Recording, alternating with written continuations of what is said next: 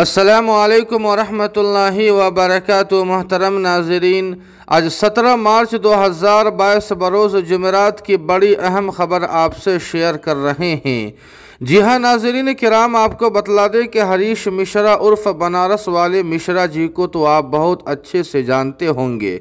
یہ وہی مشرا جی ہے جن کو یو پی انتخاب میں مجلس نے ٹکٹ دیا تھا اور الیکشن میں مشرا جی ہار بھی گئے تھے، لیکن اب میڈیا رپورٹ کے مطابق خبر یہ آ رہی ہے کہ بنارس والے مشرا جی نے مجلس اتحاد المسلمین کو الوداع کہتے ہوئے استعفیٰ دے دیا ہے۔ ناظرین کرام، استعفیٰ دینے کے بعد مشرا جی نے جو باتیں کہی ہیں وہ بہت ہی چونکانے والی اور اویسی پر فریق مخالف کی طرف سے اٹھنے والے بہت سارے الزامات کے جوابات بھی ہیں۔ مشرا جی نے کہا کہ آج تک میں نے بیرسٹر اسد الدین اویسی جیسا نیتا نہیں دیکھا اور مجلس اتحاد المسلمین کے ایجنڈے کو دیکھنے کے بعد ایسا محسوس ہوا کہ مجلس اتحاد المسلمین اصل مدعوں پر کام کرنے والی پارٹی ہے۔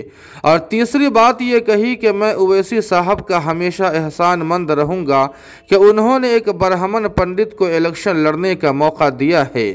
مزید مشرا جی نے کہا کہ مجلس پر یہ الزام لگانا کہ یہ صرف مسلمانوں کی پارٹی ہے بالکل غلط ہے۔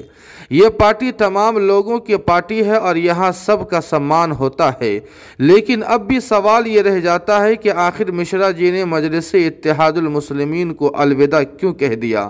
تو مشرا جی نے اس کا جواب دیتے ہوئے کہا کہ الیکشن میں مجھے میری برادری کے لوگوں نے تو سپورٹ کیا، لیکن بنارس کے مسلمانوں نے اویسی صاحب کو اور مجھے سپورٹ نہیں کیا، جس کی وجہ سے میں نے پارٹی سے استعفیٰ دے دیا ہے۔ ناظرین کرام، اب مسلمانوں کو سوچنا پڑے گا کہ آخر ہم کس رخ کی طرف جا رہے ہیں۔ دیہاتی ایک کہاوت ہے کہ بھوج اور مار اپنوں سے ہوتی ہے۔ الغرض ناظرین دعا فرمائیں کہ اللہ پاک مسلمانوں کو صحیح سمجھ عطا فرمائے۔ جی ہاں ناظرین کرام، اس خبر کے متعلق آپ کی کیا رائے ہے کمنٹ کر کے ہمیں ضرور بتائیں۔ ویڈیو کو لائک اور شیئر کر دیں اور قاسمی جی کے کو سبسکرائب کرنا نہ بھولیں۔ والسلام علیکم ورحمۃ اللہ۔